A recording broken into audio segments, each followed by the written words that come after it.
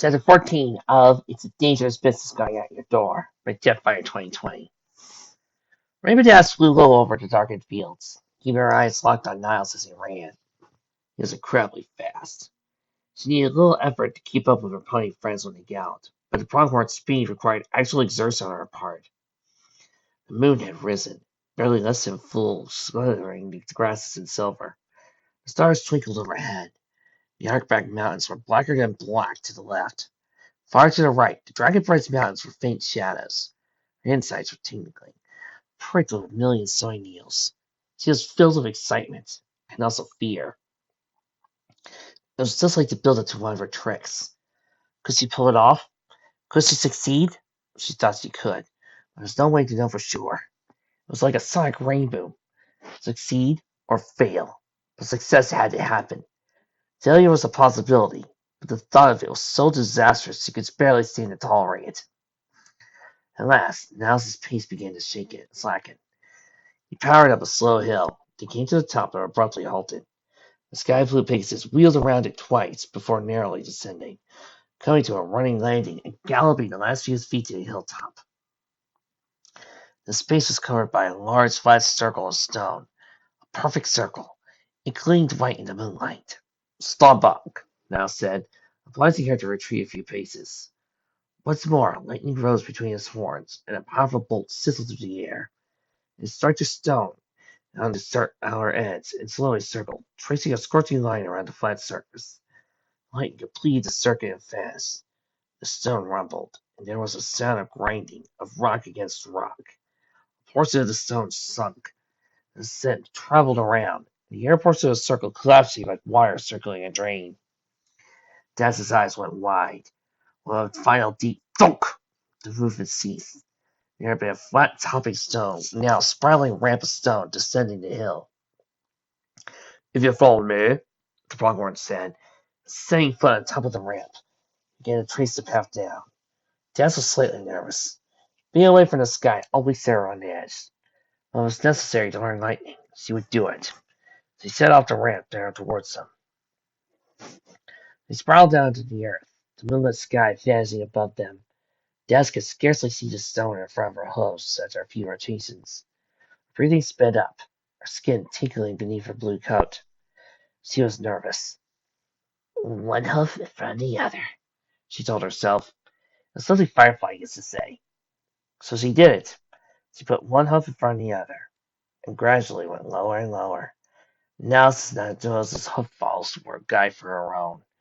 She followed a soft clip-clop down the ramp. At length, light began to fill the air again, slowly. She could see in front of her once more. She was able to see the walls around her. They were smooth and dark. Finally, Niles's hoofballs became muted. A few moments later, she stepped off the ramp. The source of light became apparent, set in two sconces were sharply cut chunks of crystal that emitted a soft white glow. No sooner did her last bad hoof left the stone ramp, another lightning bolt blazed from Niles's horns. Grinding of stone filled the air once more. Turning around, she saw the ramp begin to spiral upwards, leaving her stuck down here, deep in the earth. Are you alright? Niles asked her. Daz nodded. I'm fine, I'm just not used to being underground. I guess you're more comfortable with the open sky, Pronghorn said. I'm sorry. I'm fine, Daz repeated. Let's get going. It's not much farther, he said, turning toward an opening in rock. She followed close behind him, leaving the tall antechamber behind. He entered into a much larger cave. It was clearly artificial. The walls were smooth, the space was open. More crystals lined the walls and lined their way. Niles's horns sizzled, and a line of lightning rose between them, fighting further light. Sweeping her rose eyes around the cavern, Daz caught something in the corner of her eye, a wrinkle that was more than a divot in the rock. She stopped, she stared. It was quite the wrinkle. It was more of a struggle. Between the lines of white there was a shock of brilliant electric blue. She raised her head, following the white lines. Her eyes widened. The whole ceiling of the cavern was covered in line and color. Ripples and swirls and squiggles of white and black wavered across the stone, and in between the lines every color imaginable had been painted. Some lines were thick, some lines were thin. Red, green, and blue, purple, and pink, and orange, and teal, and daffodil, and violet, and every other color. Some colors you couldn't even name, wavered out across the tall silent stone. There were whirlpools and eddies and wrinkles, solid lines of colors would cross across the black and white borders, lines with birth lines that birthed more lines, stringing in ever more bronzy figures. And they were lightning bolts. Des couldn't take it all. It was so much. What is all this? Nell sat down beside her, joined her in looking up. It is all attempt to depict a dreaming. It doesn't really come close to capturing it, but we do the best we can. Des glanced up at him. You mentioned that last night. What is the dreaming? Nels closed his eyes and let out a breath. The dreaming contains all things that are. Before there was the dreaming. The gods were born of the dreaming, and it was in the dreaming that they made our world. We are the dreaming too. All creatures, all things are, before they are made. We stay in the dreaming. Though we are mostly in the waking world, we mortal creatures are the closest to it when we sleep, when our mind is free of the weight of bodily existence. Hence its name, eh? And when we die, we are in the dreaming still. There is no was or will be. In the dreaming, all is. So, Desmond were trying to process such a strange explanation. Is it like eternity? I suppose you could say that. Now said, dreaming is why things can't be. It's the source of truth and the origin of being. You are in the dreaming because you exist. A waking creature cannot always touch the dreaming. However, you will tonight. I will? Des asked. Niles nodded. If you would learn to truly trust lightning, if you desire to master fully, you must master yourself to dreaming. The Pronghorn stared at her with her dark eyes. Lightning is both the electricity in the atmosphere, an emanation of the dreaming. Lightning is the dreaming in its being. You must order yourself to receive that being, that lightning, if you are to control it. Des took a deep breath. I think I can do it, she said. I'll try not to be afraid. Fear is not what you need to conquer, Niles said, rising to his toes again. Indeed, too little fear could be your failing here. Harmony is what you must achieve. He shoved across the chamber again. Come. Des stood up and followed him, sparing one glance towards the painting ceiling. They passed out great cavern and down a long tunnel. There were doorways into stone, and in each one she saw a simple wooden bed. Some rooms had shelves filled with books. They had gone some distance down the tunnel when footfalls were heard from their own. From one room on either side of them, a pronghorn emerged, as slender as Niles. One of them was a bit taller than he. The other was Niles' height, and unlike the other two, it did not have a black band around its throat. Niles halted before them. Good evening, chappies, he said brightly. I've got a brave young princess here. He stepped to the side, and allowed Darius to clearly see two newcomers. This is Ringo Das of Punnington. Ringo Das, these are my fellow mistresses, Clyde Corkius and Audrey Agnes. Dear, Clyde's tautology said. His voice was thicker than Niles. Hi, Dad said simply, smiling as hopefully as he could. Hello, dearie. Audrey, the one without the black throat band, said, You'll pardon me a moment. Why? Boo!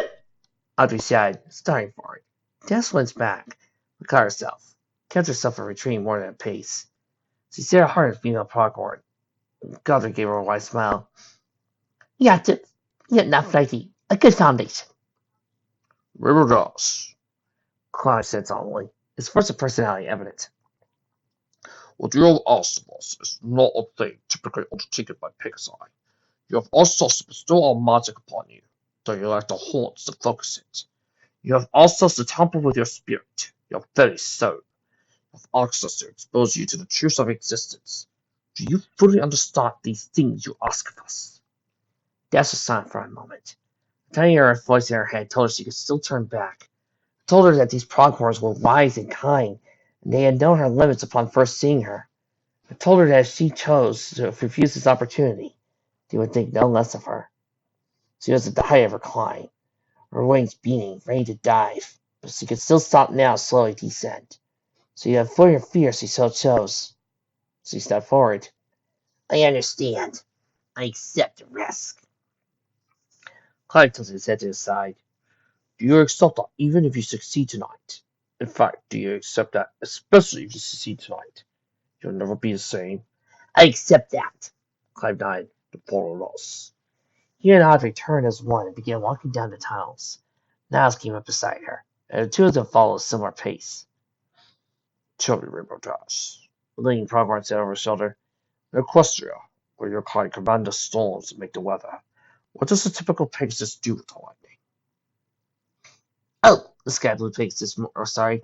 Well, most Pegasi, I think, Audrey interjected. Right, sure, whatever.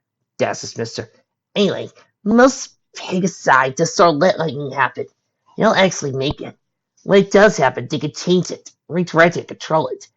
They can fuck it with their back legs, or, and there's more than one of them, they create Gaia, lightning bolt's path. But they do not make lightning themselves. Well, Dazzler in her head, there was this one Pegasus. I knew her when I was really little. She could make lightning, but I never know a Pegasus sensed her that could do it. The three Pronghorns shared a glance. Very well, Clive said. So you have understanding of the depth of the difference between your ways and ours. All three Pronghorns make lightning. We have made it since our eldest days on the prairies and our native land. We made it and built the great summer storms around it. We made it and used it to burn the dead and stagnate plants, to start fires that cleared the way for new life. Do you know what it takes to make lightning?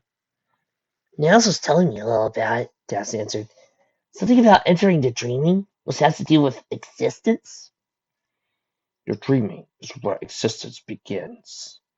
The elder Pronghorn said, I am a bit older and creakier than dear Niles. I have wanted the ability of dreaming many times. I do it more now in my stretching years. The dreaming is below, and above, and around, and all that exists. Not merely all life, but all that touches it, grows up from it. The gods are always in the dreaming.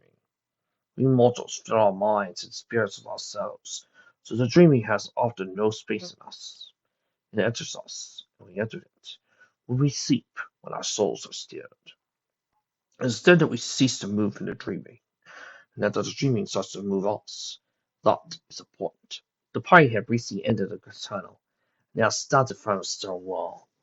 There are thick, dark swirls drawn over the rock. To make lightning, you cannot move it. You must let it move you. It moves with the folds and wrinkles of the dreaming. When the dreaming moves you, the lightning will come. The lightning also rang words of Clay's words. The structure stone began to writhe across it, curving and snapping, filling the air with light. For a flickering instant, they perfectly matched the swirling lines drawn across the stone. Then they vanished. The stone rumbled and began to slowly sink into the ground. When the way was clear, it opened into another larger chamber, again drawn with tiny swirls of infinity colors slashed with jagged bolts of yellow hues. There were glowing crystals on the wall here, but unlike the white light of previous chambers, these crystals shone an electric blue, casting that hue through the dark air. A small pond stood at the back of the cavern, still and clear. In the center of the cavern was a hole in the ground. Beside it was a pile of long crystals, each one glowing a faint blue. At the edges of the walls, Das could see large cave pots. Niles hung around and shot into the room. There was another sizzle of electricity. Das turned and saw a lightning bolt from Niles' horn strike the ground. The stone slowly began to rise back up, blocking the entrance. Rainbow Josh, Clive said again. She turned towards him. I must ask you one final question. Das nodded. Okay. What do you want? Say that again. What do you want? Oh, no, don't worry, this is not the shadows! We're fine! Okay, shoot! You gotta be careful around the Babylon 5 fan here. The Sky Blue Pegasus stammered. Audrey walked over to the hole in the ground. She picked up one of the blue crystals in her mouth and dropped it down the hole. What do you want? That's at a loss. What does she want? To be the fastest? The bravest? To be the best? Does she want to join the Wonderbolts? Does she want to see Twilight Sparkle? Does she want to fall in love? I. Thick smoke began to rise out of the hole. It quickly reached the ceiling and began to billow outwards, slowly expanding in a cloud that swallowed the chamber inch by inch. What do you want? Clive asked again, slowly began to walk towards her. She could hear Niles coming up behind her. Audrey advanced on her from an angle. I. His breathing grew quicker, the smoke almost upon her. I what? So many things. What do you want? The smoke swallowed her. It smelled faintly, pleasantly. She started to feel lightheaded. I. She murmured, drawing out the pronoun. What do you want? She could not speak. Smoke fell in her lungs. Her eyelids grew heavy. What do you want? Smoke pressed on her on all sides. Her eyelids shut. The heaviness of the smoke pressed down upon her and forced her into darkness.